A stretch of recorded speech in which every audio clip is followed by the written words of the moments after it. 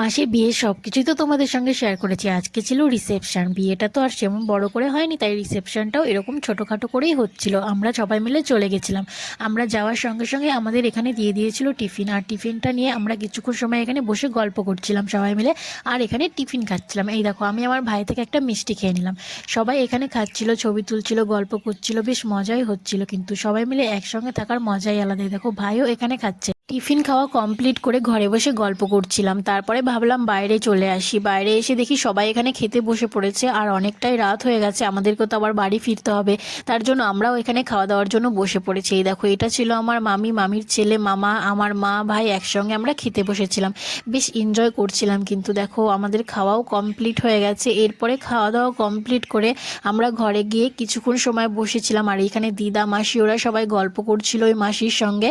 তারপরে আস্তে আস্তে আমরা বাড়ির দিকে চলে আসলাম। তো তোমাদের কেমন লাগলো জানিও।